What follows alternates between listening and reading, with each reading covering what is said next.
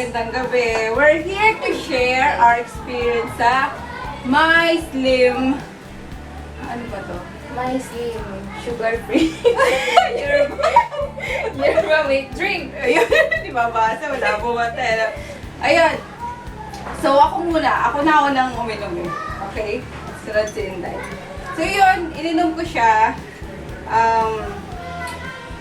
Binili ko muna pala siya bago ko ininom. Binili ko siya sa Mercury Drug worth 89 pesos and it's 200 ml. Ayun, tapos excited ako. Sa padjak pa lang ako, pauwi ng bahay. Laklak ko na siya sa sidecar. Bandang 1:30 p.m. And then, nung 4 o'clock na, sinundo ko na si Kolokoy sa school nila. Ayun, doon na umepekto yung ano niya. Mabilis na. Mabilis yung effect niya. 2 hours lang. Nag-alboroto na. Hindi alboroto na parang may sakit na dyan. Parang may kailangan lang lumabas sa inyong anus. You know that guys? Anus. Ayun. Tapos buti na lang may CR sa kanila. Kaya yun. Talagang one time, big time. Isang bagsakan lang yan. Ew! Ew! Ganon ka, pero sobrang maginhawa sa tiyan. Kasi parang nalinis lahat ng laman ng tiyan mo, parang inilabas talaga in, liquid form. Ayun, liquid talaga simulan. Solid, liquid na liquid talaga para kayong umihilang. Yun ang sa akin. And, kay Inday. Yun. Yung sa akin naman, pinatry niya sa akin kasi tawa siya ng tawa dun sa effect. So, ayun naman, naniwala naman ako. Gusto ko din matry yung sinasabi niya. Nung una ayoko kasi nga baka nga masakit sa tiyan. So, kailan ko ba ito ininom? Saturday? Saturday ng 9 a.m.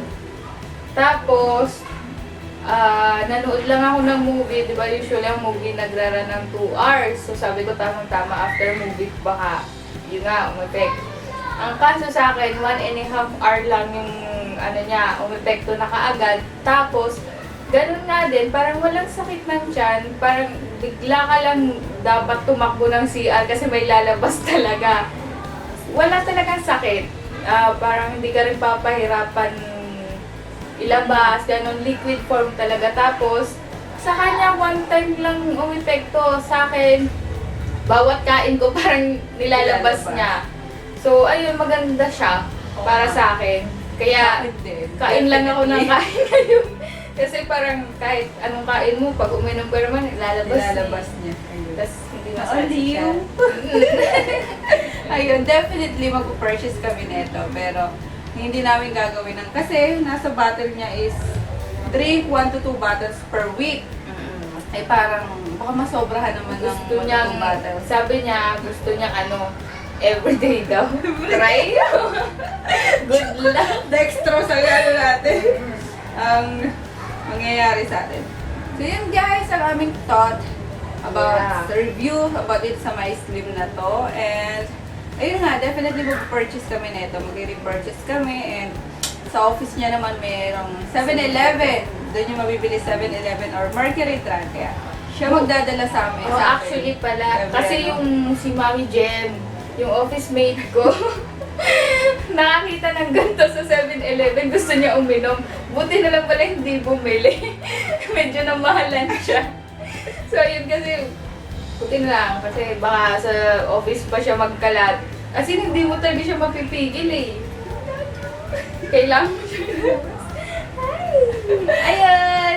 Yun lang guys ang aming review. So maganda siya. Okay na okay sa alright. Pero yun nga lang, kailangan nasa bahay lang kayo pag tinake nito. Hindi kayo pwedeng umalis. Kasi yun, magkakalat kayo. Kasi effortless siya. Pag naramdaman nyo na lalabas na nga, kailangan nyo na umupo sa trono nyo kasi lalabas na yung So yun, sobrang galing niya. Tapos madami na rin review nito sa sa Instagram and YouTube na rin.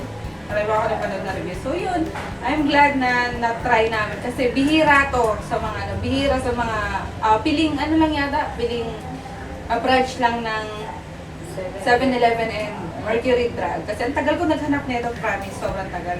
Tapos, yun nga, nakakita ako, pero tinrap ko na. So, yun, bibili kami ulit kasi Yes. meron sa office nila. Yes. And let us know, guys, kung na-try nyo din ito. Comment kayo sa comment section, please. Kung same tayo ng experience. Okay? Till next time! Thank you! Bye-bye!